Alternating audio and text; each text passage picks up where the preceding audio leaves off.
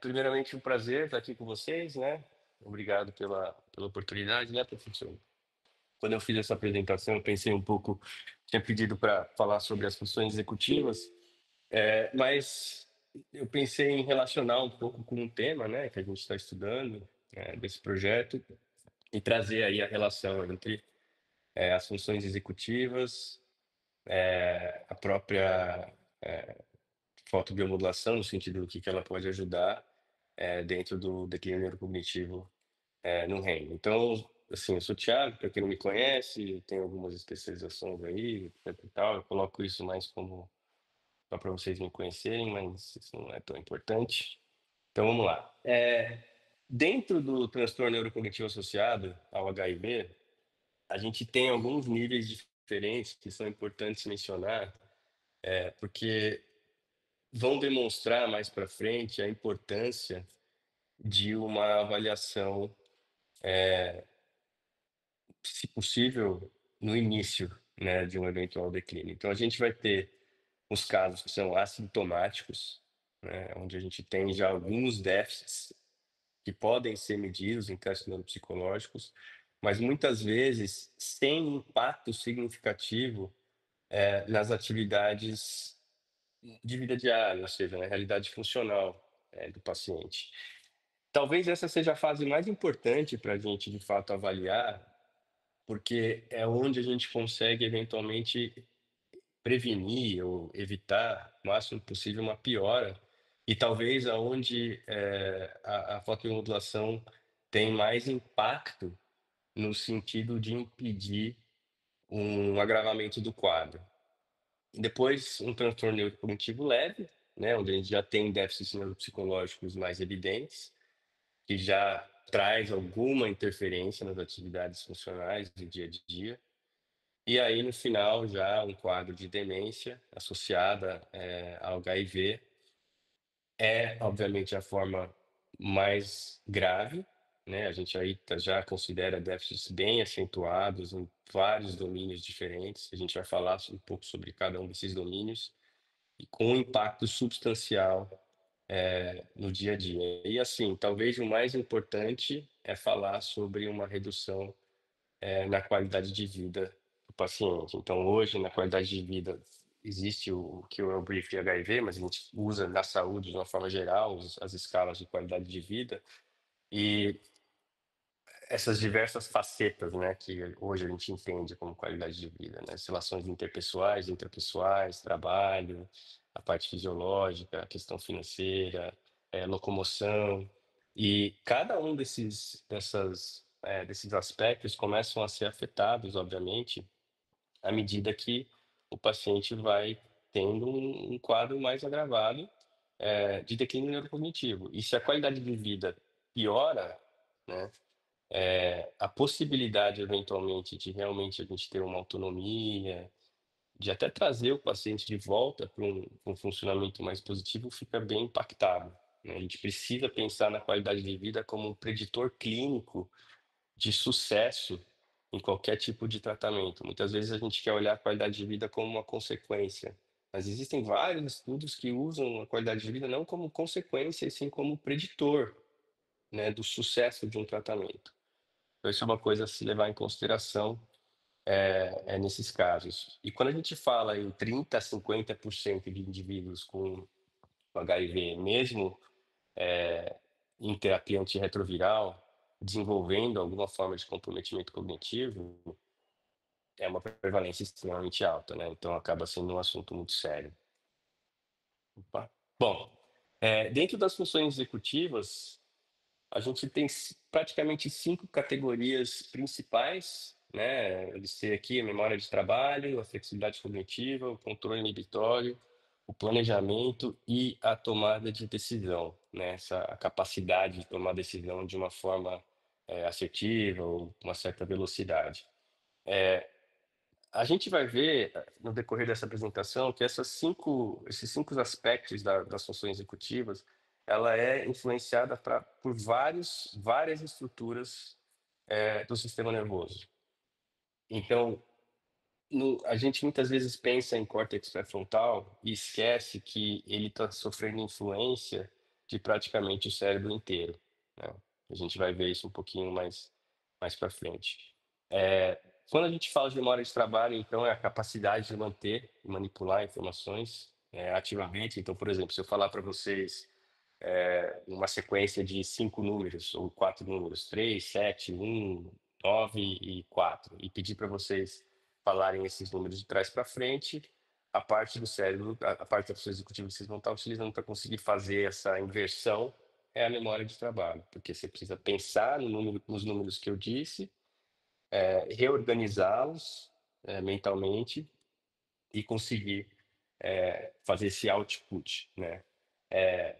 A flexibilidade cognitiva é essa habilidade de alternar entre tarefas diferentes, né, então, inclusive, nesse exemplo que eu dei dos dígitos, você precisa ter uma flexibilidade cognitiva de conseguir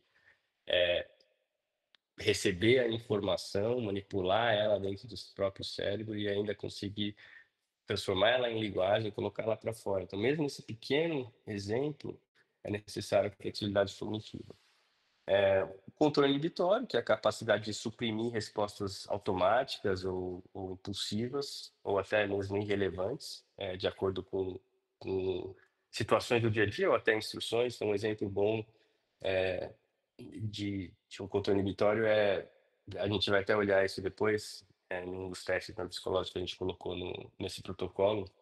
Você vê linhas de cores, por exemplo, vermelho, azul, preto, amarelo, e a palavra da cor escrita em outra cor. Então, a palavra escrita em amarelo, mas a palavra ser verde.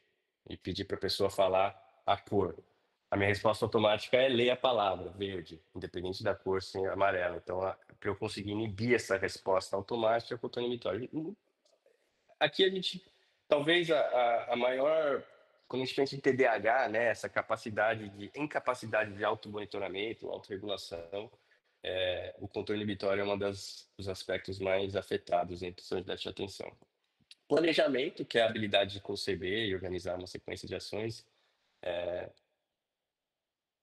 para se conseguir fazer qualquer coisa. Então, a gente está falando do High Revolutionary Brain, né, nesse sentido, de conseguir, de fato, olhar para uma meta ou para um alvo e conseguir fazer, pensar o que que eu preciso fazer para conseguir atingir tal coisa de uma forma organizada. E, por fim, a habilidade de tomar decisão, de uma forma coerente, sempre avaliando riscos e benefícios, né. Então, as funções executivas são essas funções mais, evoluídas que o ser humano tem, que é bem diferente do resto do reino animal. Por que a gente fala de funções executivas, em Rand? Obviamente porque as funções executivas são afetadas, né, existe um comprometimento, de uma forma geral, na verdade, do sistema nervoso, mas as funções executivas, elas podem ser um indicador sensível em relação a essa disfunção cerebral, inclusive até em como atuar e quais tipos de protocolos, dentre eles a fotobiomodulação, em regiões do córtex, etcétera, de acordo com as funções que acabam se demonstrando mais, defasadas ou deficientes. Dentro especificamente do RAND, a gente vai ter um comprometimento, principalmente principalmente na memória de trabalho, mas em todos esses aspectos. Então, memória de trabalho, velocidade de processamento, atenção, flexibilidade cognitiva, planejamento, tomada de decisão. Cada uma dessas funções vão ter outras características específicas, né? Então, eu vou destacar só em relação à atenção, por exemplo, a gente tem tipos diferentes de atenção sustentada, ou seja, atenção concentrada, né, uma outra forma de chamar ela, onde eu consigo manter a concentração numa determinada tarefa, ou num determinado foco. Atenção seletiva, que é onde eu consigo selecionar aquilo que eu quero prestar atenção. Ou atenção dividida, que também em alguns estudos, comparada com a flexibilidade cognitiva, de conseguir alternar entre aquilo que eu preciso focar, o que é mais coerente para mim naquele momento. Então, no Rand, a gente vai ter uma dificuldade, né, em reter e manipular informações, uma lentificação na capacidade de processamento, um comprometimento na concentração, uma dificuldade em multitasking. Também esse conceito é um pouco polêmico, porque em tese multitasking, assim, multitarefa não é uma coisa que a gente realmente faz, né? O que a gente faz é trocar de uma coisa para outra e não fazer mais de uma coisa ao mesmo tempo. Uma rigidez do pensamento, né? Portanto, uma dificuldade em conseguir alternar estratégias de acordo com os resultados que eu preciso atingir, uma dificuldade de sequenciamento ou organização de passos, né? Então a gente está falando aí de planejamento, e uma falta de crítica, né? Um prejuízo na avaliação, levando a escolhas, e aí lembrando quando eu falei de qualidade de vida, né? Então, se eu tenho uma falta de crítica, se eu tenho uma dificuldade no processamento de tomada de decisão, eu começo também a colocar mais ainda em xeque uma possibilidade de um aumento de qualidade de vida.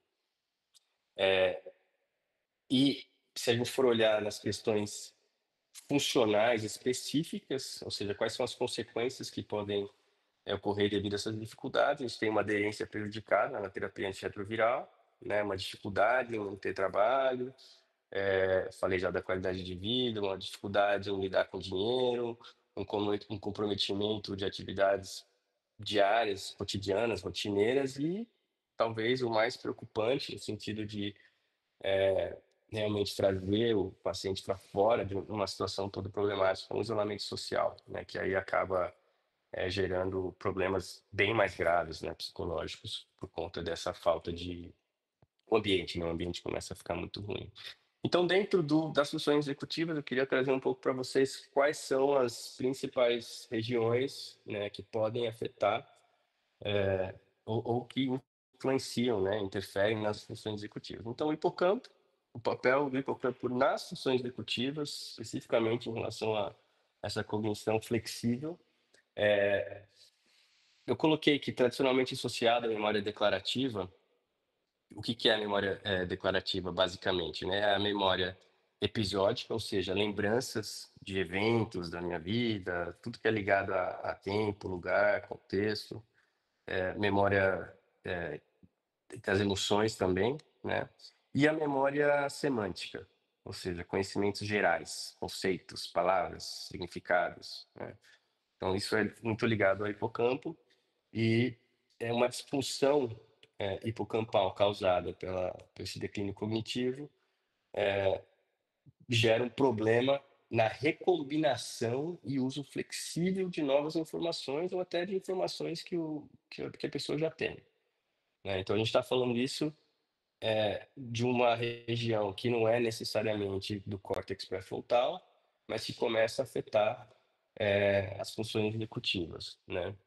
Então tem uma dificuldade em adaptação de estratégias, um prejuízo na flexibilidade que eu já disse, um comprometimento na memória de trabalho. Isso muitas vezes gera bastante frustração, né, no paciente, porque ele começa a ter a sensação de que ele não consegue ter a performance necessária para conseguir fazer aquilo que quer, né? E essa frustração muitas vezes vai elevar o estresse e leva o estresse oxidativo, inflama ainda mais o cérebro, e essa inflamação, que basicamente é o que a gente tenta reverter com a fotobiomodulação, a gente vai ver isso um pouco mais para frente também, mas está tudo interligado, né? Eu acho que esse é o ponto. Outras regiões, córtex pré-frontal, dorsolateral e córtex singular anterior, eu acho que é muito importante entender que quando a gente fala do CCA, é, é o centro integrador, né, central entre emoção, cognição e motivação. Então isso, assim, talvez, às vezes a gente não dá o valor devido a essa região e como ele consegue, de fato, interferir, e não só nas funções executivas, mas de uma forma geral em todos os processos cerebrais. Porque ele faz parte do sistema límbico, a gente está falando de muitas fibras, muitas conexões com a amígdala, ínsula, tálamo, tronco cerebral, tem a função de regulação emocional, de controle cognitivo, motivação, tomada de decisão, regulação. Então, percebe aí, regulação inibitória, está muito intrínseco o papel dessas regiões nas funções executivas. E quando a gente começa a ter uma disfunção, fisiopatológica, enfim, nessas áreas, é claro que as funções executivas, de uma forma geral, vão sofrer e e de uma forma aguda, não é uma coisa que é leve, né, porque não é só uma coisa específica que começa a ter problema. A gente tem várias funções, né, vocês podem ver no slide aí, memória de trabalho, atenção seletiva, planejamento, tomada de decisão, monitoramento de conflito, controle de atenção, regulação emocional, motivação, é muita coisa, muita é muito pouco espaço para muita função, né. E essas áreas são bem acometidas, em todos os processos, na verdade, de declínio cognitivo, mas também especificamente ao RED. Eh, aqui o estruturas um pouco mais instintivas, né, os núcleos da base, o lobo temporal medial, também influenciam bastante as funções executivas, então a gente está falando de planejamento, de consolidação de memórias, eu falei de memória declarativa, integração de informação também. Então são as regiões que realmente começam todas essas, né, que eu tô listando aqui, influenciam as nossas funções executivas, eh, de uma forma significativa. Substância branca fronto-subcortical e essa integração, neuroanatômica. Então aí talvez a parte mais importante no sentido do que acontece, né, qual que é o efeito, prático, ou fisiológico no neurônio que gera toda essa disfunção de comunicação entre todos esses aspectos, né. Então essa desmielinização que é gerada por estresse oxidativo, gerado por inflamação, que reduz a velocidade de impulsos, né, da comunicação entre os neurônios. Essa comunicação prejudicada vai gerar diversos déficits, desde uma diminuição, como eu disse, de velocidade de processamento. Se você não tem uma transmissão eficiente de sinais entre essas diferentes regiões, você não vai ter funções cognitivas complexas coordenadas, né. Quando a gente fala de funções cognitivas complexas, a gente está falando exatamente das funções executivas, né. No REND, a gente tem uma desmineralização e lesões nessa substância branca. Então ela prejudica a velocidade de processamento, prejudica a comunicação neural e, como eu disse, tem esse impacto, né, direto. E muito pouco se fala do cerebelo, mas eu quis colocar aqui também para mostrar o quanto que as funções executivas, na verdade, é afetada pelo cérebro como um todo, né. Então, embora tradicionalmente associado à coordenação motora e equilíbrio, o cerebelo tem um papel também nas funções executivas de cognição, no planejamento e organização de ações, na memória de trabalho e processamento temporal, na flexibilidade cognitiva, adaptação comportamental, processamento de sequências, de timing. Então, isso é muito importante quando a gente pensa na tomada de decisões e organização de sequências para conseguir atingir determinado alvo.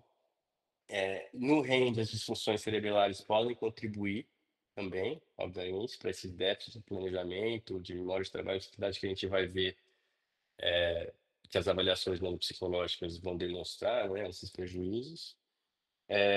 A rede em modo padrão também, que a gente chama de DMN, é uma rede de regiões cerebrais que se mantém ativa durante o estado de repouso, né, envolvidas em processos como autorreflexão, planejamento futuro, memória.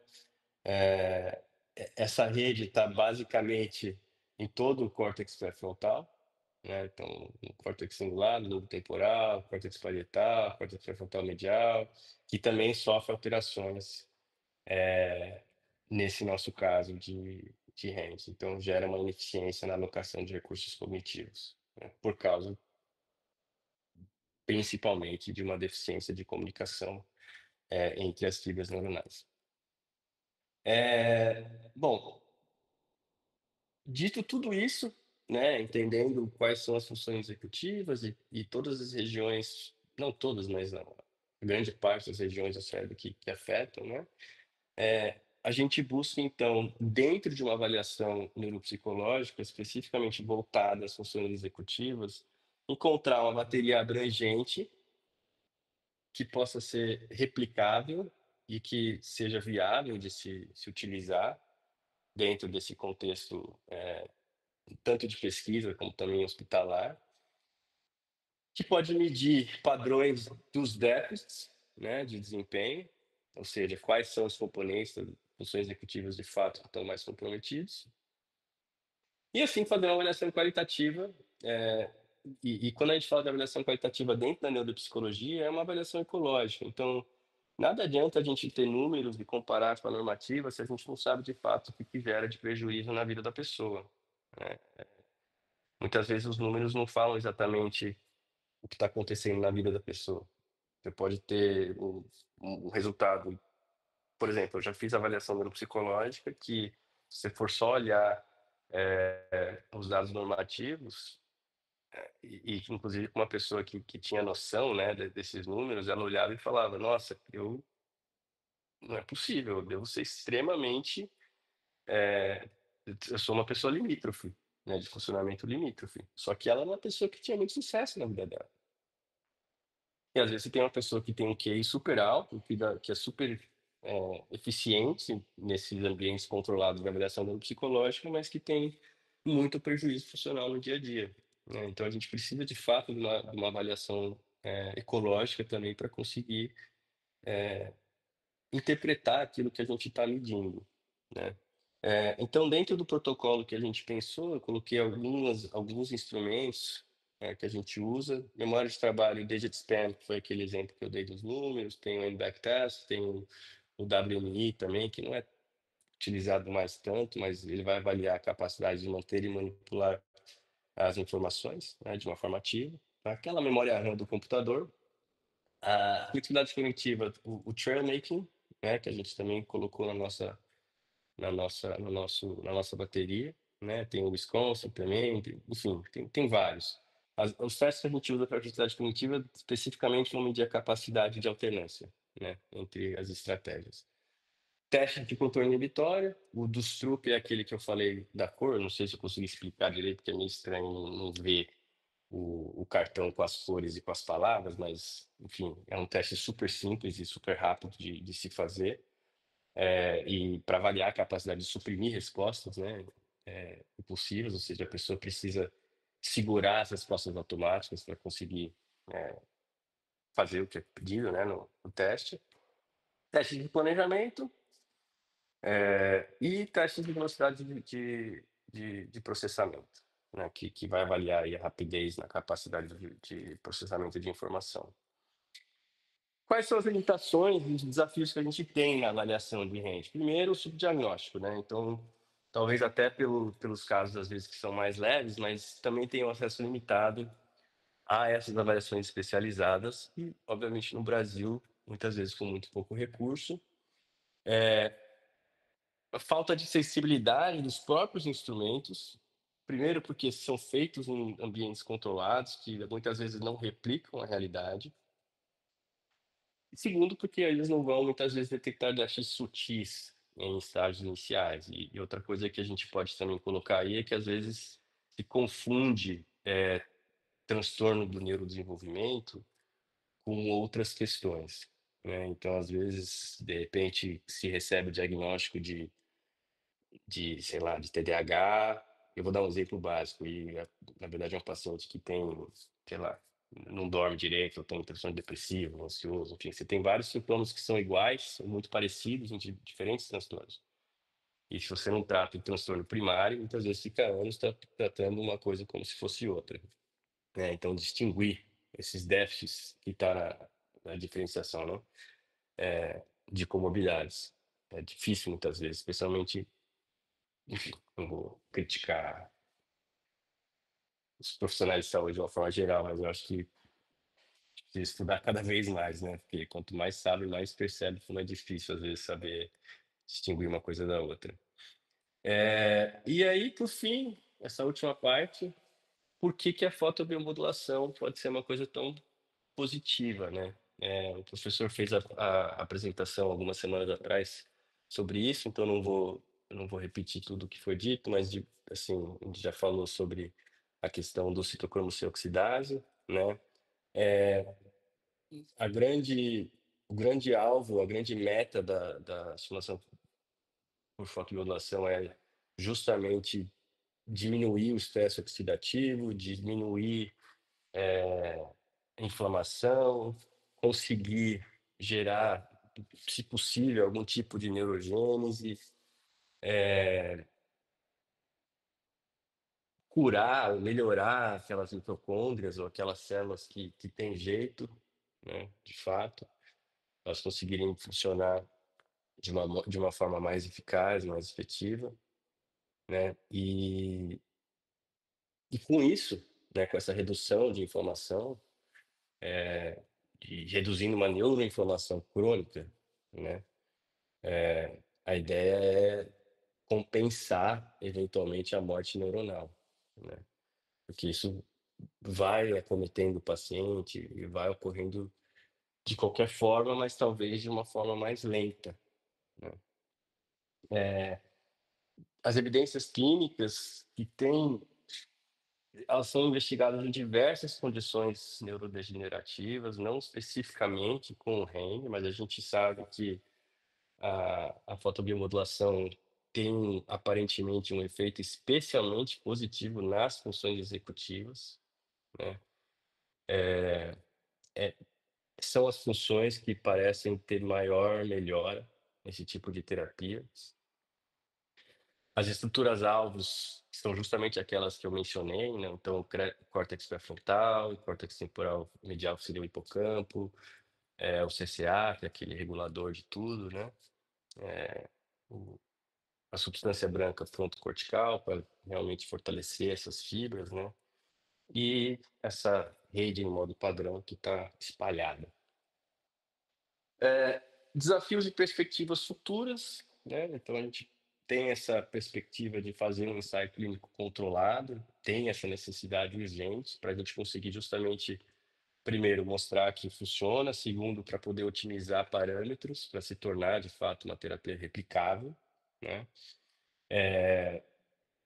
Existe o desafio de entender mais a fundo esses mecanismos neurobiológicos, né? Porque muitas vezes a gente consegue entender o que é que acontece e tentar tratar sintoma, mesmo falando de desminização e redução de estresse oxidativo e redução de uma neuroinflamação crônica, a gente ainda está falando, de certa forma, de sintoma. Então, existe esse desafio dentro da saúde mental, né? E só para recapitular, então, né, a gente viu aí quais são as principais funções executivas, o que que é esse conceito de função executiva, as regiões do sistema nervoso central principal que, de fato, regula e faz funcionar essas diversas funções executivas. A gente discutiu como essa infecção, mesmo em pacientes com terapia antirretroviral, sofre, enfim, é afetado, né? Essas diversas estruturas cerebrais sofrem por conta da infecção, independente de qualquer coisa. Essas regiões são cruciais para a cognição, para o funcionamento, né, das funções executivas. A avaliação neuropsicológica é uma ferramenta indispensável para a gente conseguir medir o que é que está acontecendo e muitas vezes até conseguir encontrar e justificar uma necessidade de tratamento. Eu acho que talvez esse seja o papel da avaliação neuropsicológica, uma forma rápida, barata e eficaz de justificar necessidade de tratamento, especialmente quando a gente está pensando em saúde pública, para poder de fato usar as tecnologias, etc.